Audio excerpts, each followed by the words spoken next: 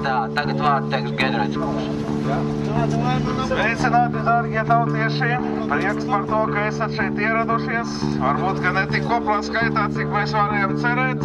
Bet, protams, ka te mums viena ļoti augsta un viņa pati domā, ka ļoti gudra dāmīte no Rīgas pils jau 2. gadu pēc kārtas saka, ka nav jāiet, ka tie būs kaut kādi briesmoņi nezvēri, kas te atnāks un soļos, tad jau daudziem, protams, tad, negribēs tu teikt, ka viņam kaut kas tur kaut kur. Bet drep cilvēkiem lipo, un viņi neuzdrošinās. Bet ir cilvēki, kuriem nedrep, un kuri atnāk, un kuri te uzstājas. Un tātad, ko es gribētu teikt? Pirmkārt jau par tiem fašistiem. Zina arī tā pati mūsu persona, kura pati kaut kādā mistiskā Rozenkreiceru ložā sastāv, kā viņa pati to ir atzinusies un stāstījusi savulaik, kad viņa nebija šajā matā. Tagad viņa varbūt to druscīt nožēlot sāk, ka viņa to izstāstīja. Tad viņa uzskata, ka, fašismas tas bija ļoti slikti, bet redzat, Latvijā jau fašismas nav valdījis. Latvijā valdīja vācu nacismas. Tās ir dažādas lietas. Jā, es domāju, kas daudz mums par vēsturi interesējas, tas to zina. Un, ja jau tas nacismas tik slikts bija, tad jau viņai un saviem vecākiem vajadzēja te palikt un nemukt projām no atbrīvotājiem, kas tos nacistus zina. Bet paskatīsimies, cik daudzi desmiti, pat 100 000 aizgāja prom. Mugdavi no tiem atbrīvotājiem tā saucamiem, ar tiem nolādētajiem fašistiem tā sauktajiem kopā aizgāja.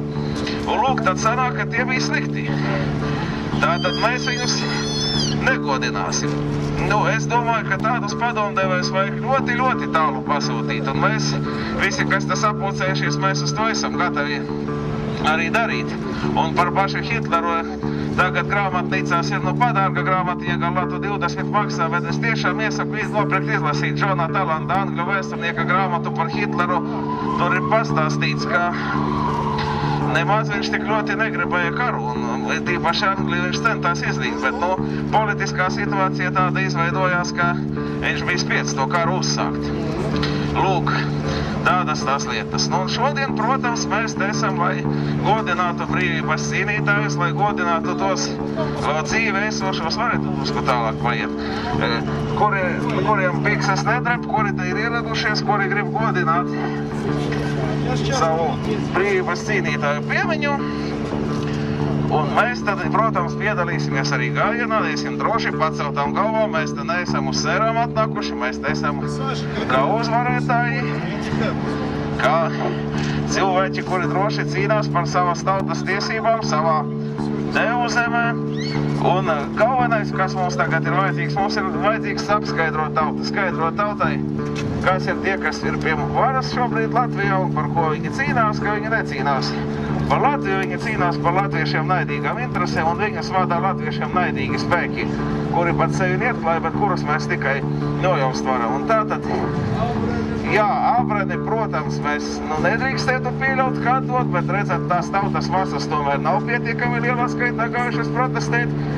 Vēl būs iespēja, vēl Saeima par to lems, varēs atnākt un spriest par to un izteikt savu viedokli. Un attiecībā arī jāsaprot, ka tās cukura problēmas, tas viss, kas te notiek, tas saistīts ar Latvijas atrašanos Eiropas Savienībā. Ja tas nebūtu mums daudzu problēmu atkrista, tā ka mums arī no tās savienības, kur tur melnās ložas valda zilā mafija, pēderasti un visādi no turienes mums jātiek ir vaļā. Tas ir jāsaprot, ka mēs tur esam tikuši, grūtāk būs izrāpties nekā ielīst, bet par to ir jācīnās. Un tātad, nobeigumā latvieši tiešām aicinās būt visiem drosmīgiem un propagandēt savus uzskatus un neizmirst, ka Latvija tomēr ir dibināta kā latviešu tautas nacionāla valsts. Cīņai sveiks! Paldies!